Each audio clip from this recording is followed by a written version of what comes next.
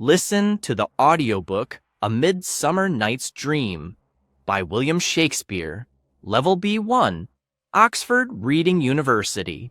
Part 1. Chapter 1.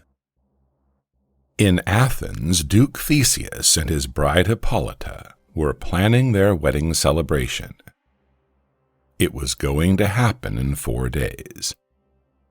Theseus was excited about the wedding and wanted to organize special entertainment for everyone. Eventually, they decided to watch a play as part of the celebration. Any person in Athens could prepare a performance, and Theseus would choose the best one.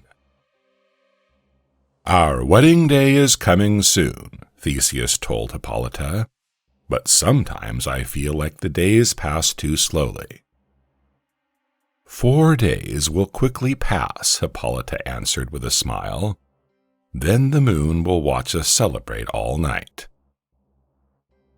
At that moment, 4 people entered the room. One of them was Aegeus, a wealthy Athenian aristocrat. He brought his daughter Hermia and her 2 suitors to discuss an important matter. "I have a problem, Duke Theseus," announced Aegeus. "I have chosen a good match for my daughter, a young gentleman called Demetrius. However, she refuses to listen to my orders. She wants to marry Lysander instead." "You have to obey your father, Hermia," Theseus said.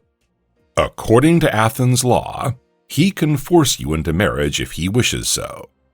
If you reject Demetrius, you will have to become a nun, or face a violent punishment, maybe even death." Both Demetrius and Lysander were rich, well-respected young men. However, Lysander was kinder and more reliable. That was the reason why Hermia had chosen him over Demetrius. Lysander came forward. He wanted to prove that he was a better match for Hermia. "It is unfair," he said. "I love Hermia with all my heart. Moreover, it's well known that Demetrius is an irresponsible person. He was engaged to Helena, but left her when he met Hermia." "The law can't be changed," Theseus said firmly. "Be sensible, Hermia, and make the right decision." Then Theseus asked Aegeus and Demetrius for a private talk. The 3 men left, while Hermia and Lysander stayed in the room. "Love is so difficult," Lysander said sadly. "Nothing ever works out perfectly." "Is there nothing we can do?" asked Hermia, upset. Suddenly, Lysander had an idea. "I have a rich aunt who lives far from Athens," he said. "She loves me deeply and sees me as her son. At her house, the city's cruel law can't reach us, and we can get married. But we should do it quickly. Let's leave tomorrow night." Hermia smiled with hope. "Then I will meet you in the woods outside the city." At that moment, Helena entered the room. She was very upset and felt lonely. Helena was suffering because Demetrius didn't love her anymore. "If Demetrius loved me, I would be the happiest woman in Athens," she thought. "My feelings for him are the same as Hermia's for Lysander." Hermia and Lysander decided to cheer her up and tell her about their escape plan. "We're running away tomorrow night," Lysander explained, "so Demetrius can be all yours. Good luck." Hermia and Lysander took each other's hands and went away, laughing happily. Helena thought to herself, "If I tell Demetrius about their secret plan, he will follow Hermia into the forest. If I go after him, At least I will see him again. Then maybe he will remember how he used to love me." Determined and full of hope, Helena went to search for Demetrius. Chapter 2. The forest near Athens was inhabited by fairies. They were ruled by Queen Titania and King Oberon. The king's favorite servant was a cheerful spirit named Puck. He could take the shape of different animals and do magic. He also loved to tease humans and play tricks on them. Puck was Oberon's best assistant and enjoyed causing trouble for fun. Recently, the king and the queen had had a fight. The issue was Titania's young servant, a smart and very handsome boy. Oberon wanted him to be his servant instead, but Titania refused to give the boy up. The king and the queen had been arguing for days up until that point. At night, Oberon appeared in the wood clearing, followed by many fairies. At the same time, Titania arrived with her fairies too. The two of them immediately began to argue. "Give me the boy's servant," Oberon requested. "Never," answered Titania. "He remains with me." Titania turned around angrily and went away with her fairies. Oberon was mad and wanted to punish his wife. Then an idea occurred to him. "There is a rare flower that has magical powers," he said. "It makes anyone fall in love with the first living creature they see. You just need to pour its juice upon the eyes of a sleeping person. Puck, hurry up, find that flower and bring it to me." "Of course, my king," said Puck, and flew away. Oberon wanted to play a trick on his wife. The magic flower would make her forget everything but her romantic interest. This way, Oberon would be able to take the boy's servant away from her easily. At that moment, Demetrius appeared. He was rushing through the trees, searching for Hermia and Lysander. Helena was running after him. Suddenly, Demetrius stopped and turned around with an angry face. "I don't love you anymore, Helena," he exclaimed. "Stop following me. Just tell me where Lysander and Hermia are, and never come into my sight again." "But I still love you," said Helena, with tears in her eyes. "Hurt me, hate me, just let me stay close to you." "You're wasting your time," replied Demetrius, annoyed. "I'm tired of this. I'm going to rest now for a while, and when I wake up, you must be gone." Then they both disappeared into the woods. Hidden among the trees, Oberon watched this scene. "I will help this poor girl," he decided. "Before this young man leaves this forest, he will be running after her, not the other way around." At that moment, Puck returned with a powerful magic flower. "Give me the flower," ordered Oberon. "I know where Titania sleeps, so I'll pour the magic juice on her eyes. You take some too.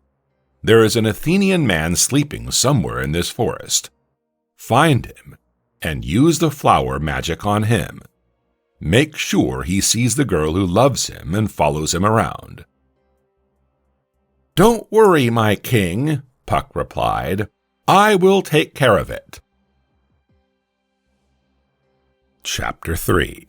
Titania reached her resting place and asked her fairy servants to sing her a lullaby. As she fell asleep, the fairies quietly flew away to perform their other duties. Then Oberon came up to her and poured magic flower juice onto her closed eyes. "You will fall in love with the first thing you see when you wake up," he whispered, "whether it is a bear, a lion, or an ugly human."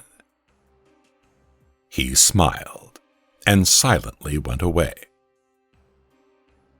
Meanwhile, on the other edge of the forest, Lysander and Hermia got lost. They couldn't find the path to the house of Lysander's aunt. They were very tired, so they decided to rest. "Lysander, I love you, but I don't want to sleep by your side," Hermia said. "It wouldn't be right, as we are not married yet." "Of course, my love," Lysander replied. "Here, lie down on the soft grass. I will be lying by that tree." As they were sleeping peacefully in their grass beds, Puck flew up to them. "They are lying far away from each other," Puck thought. "The man has rejected the woman, so she can't sleep by his side. These must be the Athenian man and woman the king told me about." So he poured the magic flower juice on Lysander's eyes. "As soon as the man wakes up, he will fall madly in love with her," Puck thought, pleased with himself. He went to report to the king that the mission had been completed. Suddenly, Demetrius came out of the woods. As he wanted to get rid of Helena, he was running as fast as he could, so he failed to notice Lysander and Hermia, who were still sleeping. Demetrius ran past them and disappeared into the forest. After a while, Helena appeared as well. She had gotten very tired while trying to catch up with Demetrius. She had been alone in the forest for a long time, weak and frightened of the dark. So, when she saw Lysander, she was very happy. "Hey, Lysander, wake up," she said. "Where is Hermia? I thought you were in your aunt's house already." Lysander woke up and saw Helena standing in front of him. A look of admiration appeared on his face. "Oh, Helena," he exclaimed, "you are so beautiful. I love you. Unlike before, now I know what real love is. I know you don't love me, but please, let me be your servant." The magic flower worked. However, it didn't work the way it was supposed to. Oberon wanted Demetrius to fall in love with Helena, but it was Lysander who fell in love with her instead. Helena was very confused. "Why are you saying this?" she asked. "Are you making fun of me? First, Demetrius rejects me, and now you play with my feelings too? I thought you were better than that." Helena stood up and ran off. Lysander hurried after her. "Let Hermia stay asleep," he thought. "I don't want her anymore.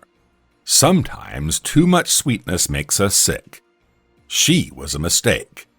Now all my feelings belong to Helena." As they both were gone, Hermia woke up. "Lysander, help me," she cried out. "I had a terrible dream. A snake was eating my heart, and you just watched it, smiling. Lysander, where are you?" Chapter 4. That night, a group of people had gathered in the same forest. They were simple workingmen from Athens. However, they had an ambitious plan: to perform a play for Theseus and Hippolyta's wedding celebration. They needed a secret place to practice their play without people watching them and laughing at their mistakes. So they went to the forest. Peter Quince led the group, but the most active and talkative of them was a man named Nick Bottom. The men found a clearing and decided to stay there. They were unaware that Queen Titania was sleeping in her flower bed not far away. "This is a perfect place for us," said Quince, looking around. "We can use this open space as our stage. These branches even look like a curtain. And those trees can be our changing room." The play they had chosen was an old tragedy that had a lot of sad and frightening scenes. "Wait," Nick Bottom said. "I think we have a problem. The ladies in the audience will be very scared when they see the lion, and when they see the scene of the killing." "You're right, Bottom," agreed another man nervously. "What if the ladies faint from fear?" "I have an idea," Bottom continued. "In the prologue, we should warn the audience that the lion is not real. It's just a man wearing a costume. And we should explain properly that when somebody dies, it's just acting." "Good thinking," commented Quince. "But there's another problem. We also need someone to play the roles of the moon and the wall. It's important for our performance." "How can a person be a wall?" asked a man, confused. "Easy," Bottom explained. "One man will hold up his hands with his fingers spread apart, and another man will carry a lantern to be the moon." Then the men started practicing their lines, but they made many silly mistakes. They all said the wrong words, forgot their lines, and didn't know how to act.